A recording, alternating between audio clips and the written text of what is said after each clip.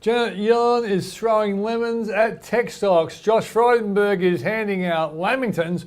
And ANZ announces a 28% increase in cash profit and a higher dividend. Can bank shares keep going higher? I'm Peter Switzer. I'm Paul Rickard. And I'm mad about money.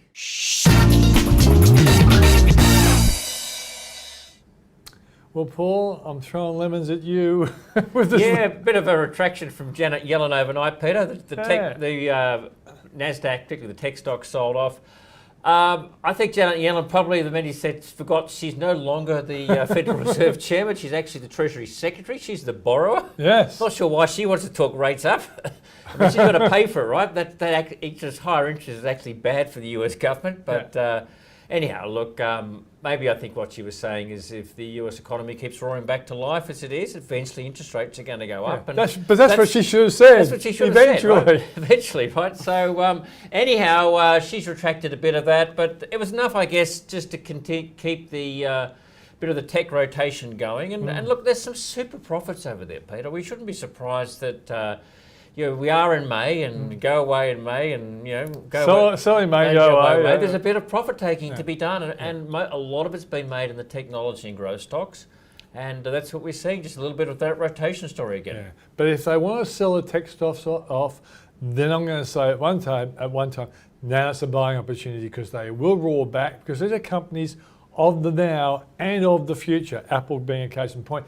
Now. Let's go to the next one. They're refusing to ring the bell. There's the bell ringing right now. Josh Frydenberg, on the other hand, is handing out lamingtons. You better explain that, Peter, because I didn't get that when you put that up on the screen a few minutes ago. In the budget next week, Josh Frydenberg is going to extend the low, middle and income tax offset, which has been called the Lamington tax break, which is a great line. It is a great line. It's a very confusing tax offset. The bottom line is you get the money up front, and that's what helped last year. And 10 million Aussies, Paul. Yep. And so what Josh is saying is, we're not going to give it to rich people like Paul, because what's he going to do? He's going to save it. Yep. But give it to poor people like Andre, our producer, and Yashika as well. They're going to take the money and they'll spend it and help the economy. But they'll spend it on games and other things, right, that don't count, Hope not. Huh? Restaurants. And food. They eat all the time, these young people. Great for the economy. And that's what Frydenberg's going to do next week. And by the way, Paul, the Lamington analogy also is he's going to be handing out cake because he wants people to vote for them. I reckon an election is going to come up before the next budget. Yeah, look, I mean, our article by Malcolm McCarrish, you can read all about it on the Switzer site about an election in November. It's getting a lot of traction. I personally don't think they will, but because they'll get punished by going early. But we are in the electoral cycle. It's going to be happening by May next year, so it's exactly a year out. Yeah, so they're going to probably do it before the next budget anyway. This is the chances are the last budget before the election, and that's why they're talking about spending on services. We already had the announcement about childcare. We're going to get more on aged care. There'll be more leaks between now and Tuesday. Love the leaks. A lot of leaks, and I guess when we get to the budget on Tuesday, we'll all go, that was a big yawn, but we'll be here next Wednesday morning to tell you all about it. There's still be some good things, I think, on super, and there's always going to be a couple of things for investors, and we saw that with the childcare thing. I mean, that took the market a little bit by surprise. It gave a rally in G8 education, so there will always be some stock-specific news as a result of some of these decisions. Exactly right. Let's go to the last one, Paul, and ANZ have come out with their report. You've read it. Give us the bottom line. Yeah, bottom line, a cash profit of $3 billion. That's pretty much around the mark. Probably the most important thing to note, Peter, was a big reversal of the write-down, the COVID write-down last year. The scary bad provision write-downs. So effectively from going from $1 billion one way to $500 million the other way, $1.5 billion write-down. They've rebooked $500 million in this year. Right. So that's and that's totally being careful. That's boosted the cash profit. But putting that to one side, look, all these COVID provisions, they were way over the top last year. They're always going to come back when the market has house prices actually gone up and we have unemployment heading down. That's sort of expected. I guess the underlying stuff is there's some positives for the ANZ.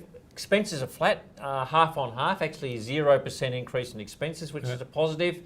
A bit of growth in their mortgage book, Peter, done better than Westpac.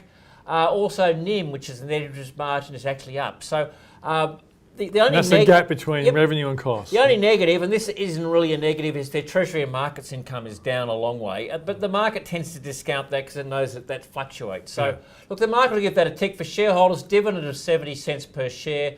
The market was tipping sort of 60 to 65 cents, so that's going to be a positive.